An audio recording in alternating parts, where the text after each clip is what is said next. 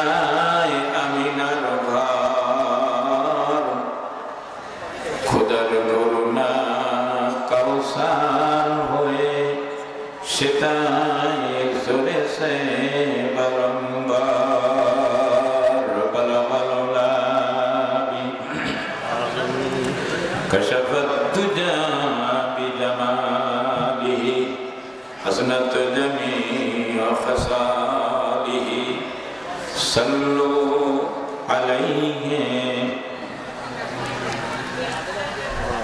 কাঠিঙ্গা ছেচড়ি সিদ্দিকিয়া ঐতিহ্যবাহী হাফিজিয়া মাদ্রাসা প্রতি বছরের ন্যায় এবছর 2 দিন ব্যাপী ঐতিহাসিক তাফসীরুল কুরআন মাহফিল। মহতি মাহফিলের মোহতারাম সাহেবে সালাহ জনাব সভাপতি সাহেব, বিশিষ্ট শিক্ষাবিদ, এলাকার প্রিয় ভালো নাস্তা ভালো জননন্দিত শ্রদ্ধা ভালো ব্যক্তিত্ব জনাব আলহাজ আব্দুল সত্তার খান সাহেব দামাত বারাকাতুল আলিয়া, ওলামায়ে হাজারা, আলোচক বৃন্দ, পর্দার আড়ালে মায়েরা বোনেরা, সামনে ভবিষ্য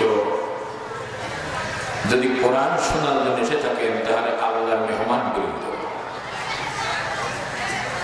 সম্মানিত তৌহিদি জনতা, স্বতঃস্ফূর্তভাবে মহাবিশ্বের মহান মালিক, কুল কায়নাতের মালিক, আমাদের জীবন যার মুষ্টির ভিতরে নিবদ্ধ, সেই মহান মালিকের দরবারে সকল গুজারি করছি আলহামদুলিল্লাহ। আর শুকরিয়া আদায় করছি যে মালিক আমাদেরকে যথেষ্ট ভালো রেখেছেন, সুস্থ রেখেছেন, নিরাপদ রেখেছেন। সব থেকে বড় নিয়ামত হলো আল্লাহ যুগে যুগে কিছু মানুষকে বাছাই করেন পৃথিবী থেকে তার নিজের জন্য।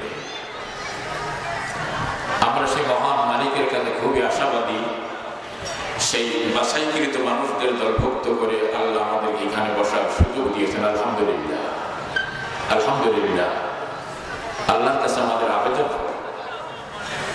আমরা যতক্ষণ তিনি আমাদেরকে পৃথিবীতে বাছাই রাখেন ততক্ষণ যেন সুস্থভাবে তার গোলাম হয়ে তার সন্তুষ্টির উপর বেঁচে থাকতে পারি। আল্লাহ কবুল করুন, বলি আমি।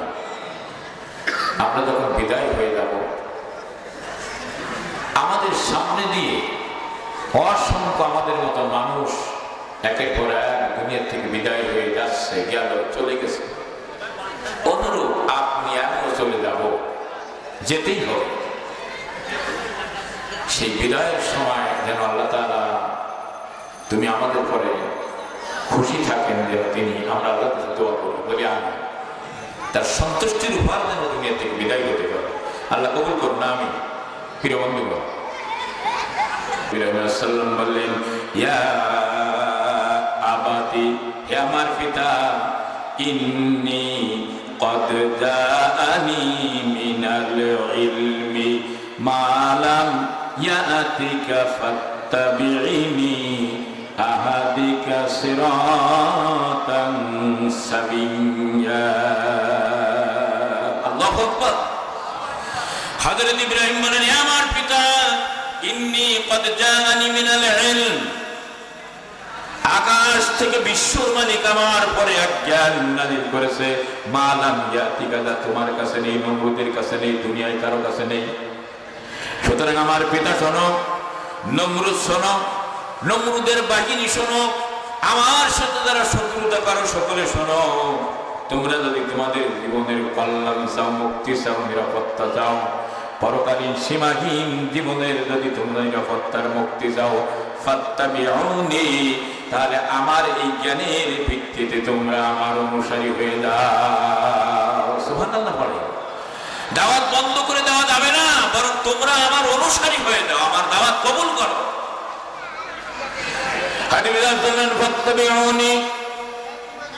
যদি তোমরা আমার দাওয়াত গ্রহণ করো, আমার অনুসারী হয়ে যাও,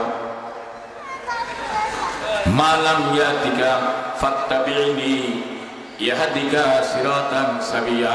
তাহলে আমি এমন রাস্তা তোমাদেরকে দেখাই দেব, দুনিয়ার নিরাপত্তা সহ পরকালীন মুক্তির গ্যারান্টি হয়ে যাবে। সুবহানাল্লাহ। নমরুদ আরো খেপে গেল। ইব্রাহিম আলাইহিস সালাম তার দাওয়াতি কাজ আরো বৃদ্ধি করে দিলেন, ধরে সরে বলতে লাগলেন, এক পর্যায়ে মোকাবেলা হলো। আল্লাহ রাব্বুল আলামিন বলছেন, আমি আমার নূরকে উদ্ভাসিত করে দেব, পূর্ণতা দান করব।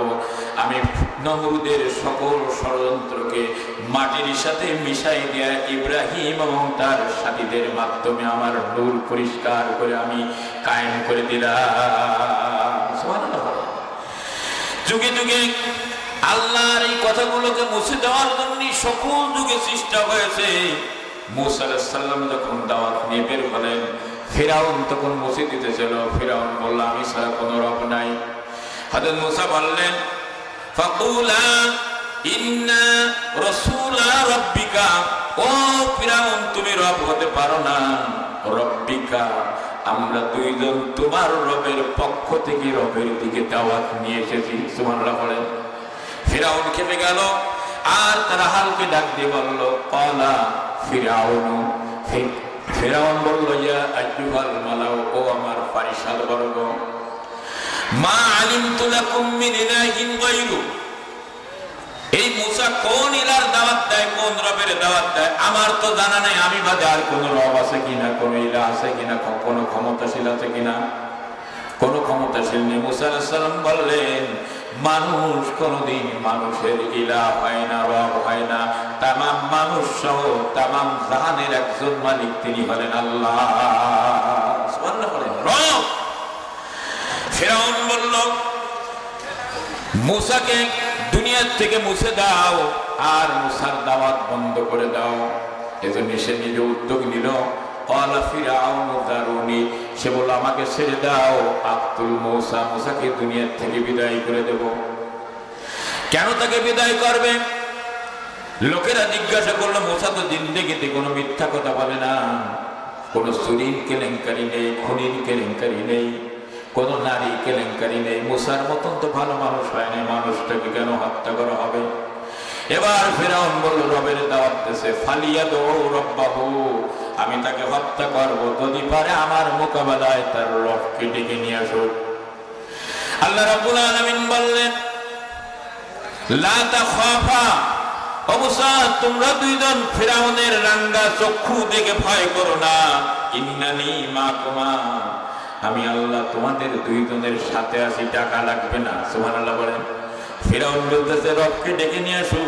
আল্লাহ বললেন, ইন্নানি মাকুমা, আমাকে ডাকা লাগবে না মুসা, তুমি এবং তোমার ভাইদের দাওয়াত নিয়ে গেছো, আমি তোমাদের দুইজনের সাথেই রয়েছি। সুবহানাল্লাহ বলেন।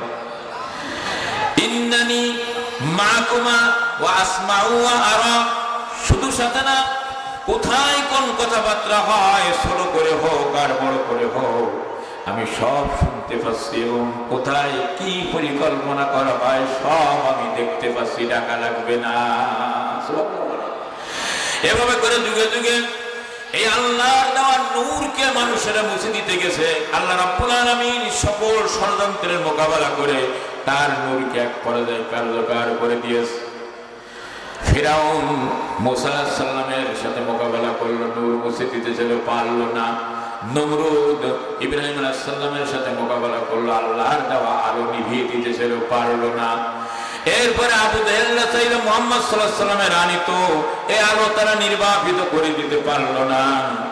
মিশরে জামাল নাসের চেয়েছিল ইসলামের আলো জ্বালাতে দেওয়া যাবে না, জামাল নাসের ব্যর্থ হলো, ইসলামের আলো জ্বলে গেল। জোরে বলেন সুবহানাল্লাহ। এরপরে তুরস্কে কামাল পাশা চেয়েছিল ইসলামের আলো মুছে দেবে, ষড়যন্ত্র চলেছে, আজও চলতেছে। এরপরে ইরানে চেয়েছিল রিজা শাহ পাহলভী, কিন্তু তার সে আলো নিভেতে গিয়ে এই নিজের আলো নিভিয়ে গেছে। ধরে বলেন সুবহানাল্লাহ। আর ১৫০০ বছর পর আল্লাহর নবী বিদায় হয়ে গেছেন, ওহী বন্ধ হয়ে গেছেন।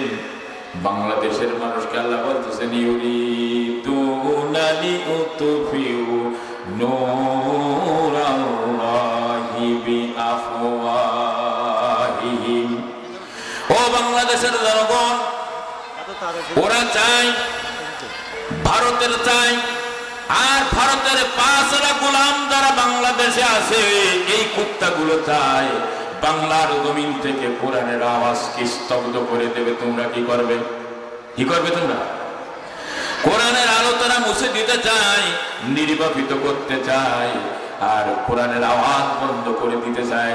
আল্লাহ রাব্বুল আলামিন বলেন আল্লাহু মুতিম্মু নূরিহি ওয়ালাউ কারিহাল কাফিরুন।